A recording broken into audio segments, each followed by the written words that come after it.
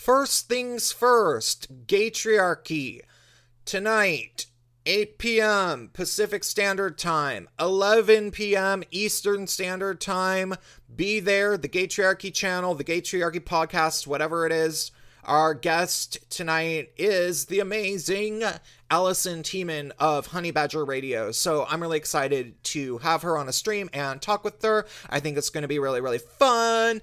I have never really heard her go on at length about gay men. I don't know if she really knows about gay men. I don't really care. I'm going to find out. So that being said, David Horowitz has had his Visa and MasterCard cut off entirely because reasons, and by reasons I guess it's the SPLC, the Southern Poverty Law Center, the hitman organization to try to financially ruin people or get them physically assaulted by labeling them some sort of hate group. Because, you know, if the SPLC says that you are in the deplorable list, that you're a bad kid, that you're a bad seed, if they say it, which they will say about literally anybody, apparently, you know, like they're calling female men's rights advocates male supremacist enablers and putting them on a watch list years after they explicitly said that MRAs aren't actually hate group or whatever. They just changed their mind. I guess the price was right. I guess the SPLC got a check to try to take down the MRAs or something, so they said, okay, fine, this goes against our principles, but you know, we don't have any principles. We're the SPLC. We haven't done a good thing in I don't know how many years, except for, I guess, making it easier for people to vote in certain areas, which is, some people think that that's a good thing. I have a family member who supports the SPLC for no good reason. They don't know anything about them. Like, every time I try to ask them, what does the SPLC do that is good, they don't really have anything to say. But they said, I think something about helping people vote in black neighborhoods. And it's like, okay, well, I guess that's not entirely a horrible thing necessarily, but I actually, just because it's the SPLC, I want to look at the specifics. Like, I want to see the specifics. Like, what were they doing exactly? Were they making it so that you can vote without an ID or something? Because I feel like at this point, that's what the SPLC would be doing. I don't feel like they're trying to help, you know, single mothers make it to a polling station that's near her so that she can actually vote after work or something. Like, I'm just a little skeptical of what that actually is, for reasons that I shouldn't have to explain to my audience. So, yeah, I guess the SPLC, after first targeting Jihad Watch, which is some sort of anti-jihadist organization that I don't actually really know much of anything about, they then set their sights on David Horowitz and his foundation, which is a think tank called the David Horowitz Center for Freedom, I think. Sorry, I might be forgetting it exactly. Look it up. David Horowitz is actually really, really great, and I dramatically underestimated him myself, to be perfectly honest. I first heard of him when he was on the Rubin Report. He's not very well spoken. He's not charismatic.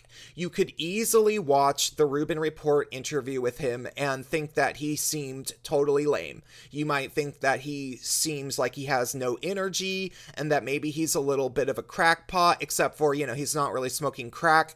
Maybe he used to smoke crack and now he's a burnout or something. I don't know. That's what some people might think. And when I first watched him, he said so many things that were, I would have thought were previously outlandish, that it was easy for me to dismiss him. And he didn't have charisma about the way in which he said those things. So it was easy for me to just think that, oh, maybe people don't listen to this guy for a reason. And then I had to think about the fact that I was very quick to listen to people like Camille Paglia and Christina Hoff Sommers. And maybe it's because they are charismatic and they are well-spoken. I mean, Christina more than Camille. Camille has a tendency to kind of be really wacky when she's speaking, but she does have the charisma. But Christina is very articulate, and it's like she's a trained actress when she goes up there, you know? It's like she should be in high Shakespearean drama, and she should be playing Lady Macbeth or something like that, right?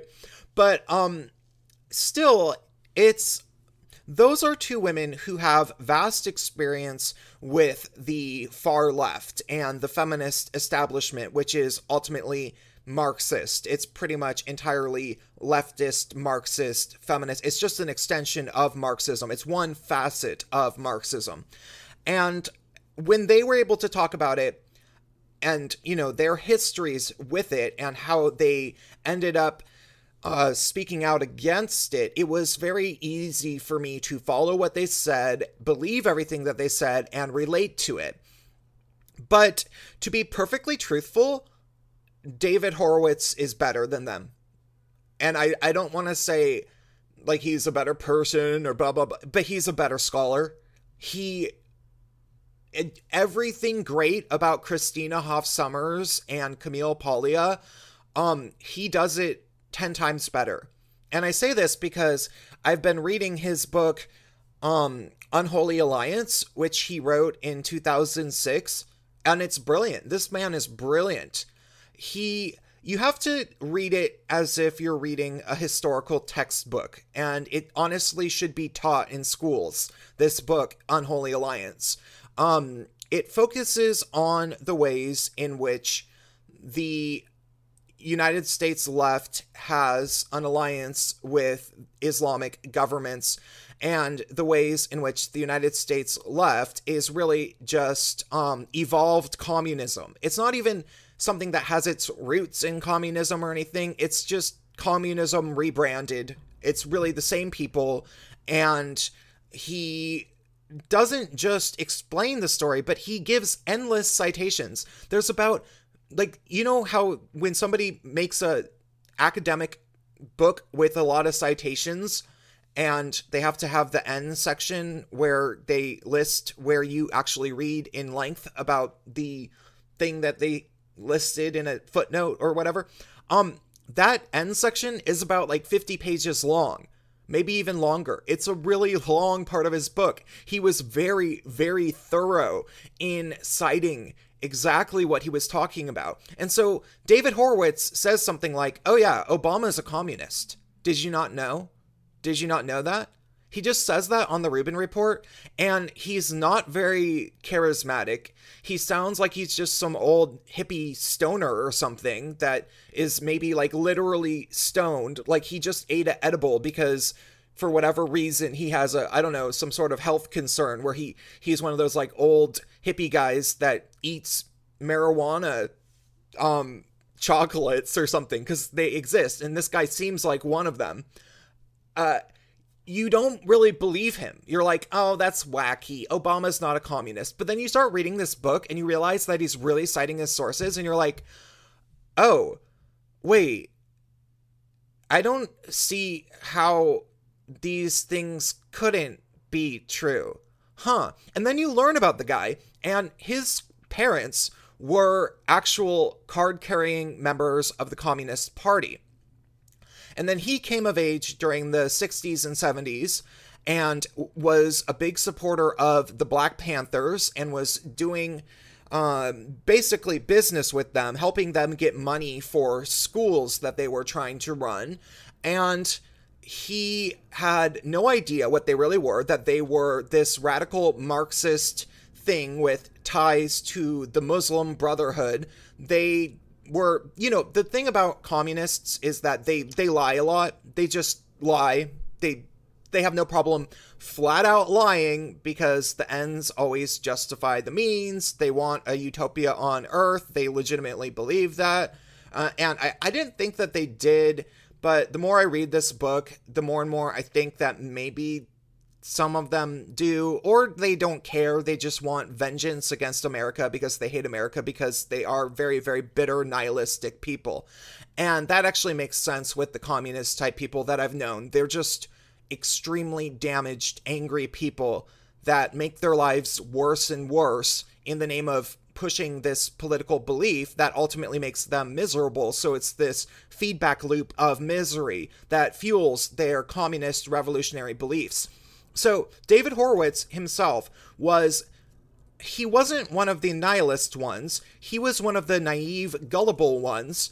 And then he found out who the Black Panthers really were, and that they were, mostly, at least in terms of their leadership, this radical Marxist group that was killing people and stuff. And he tried to speak about it, and he was threatened and stuff. And so he ended up leaving the left because of that, and starting a career based around kind of doing scholarly work and telling his story as somebody who understands these things. And he's really, really good at doing it. Like, he's very precise about citing exactly what he's talking about.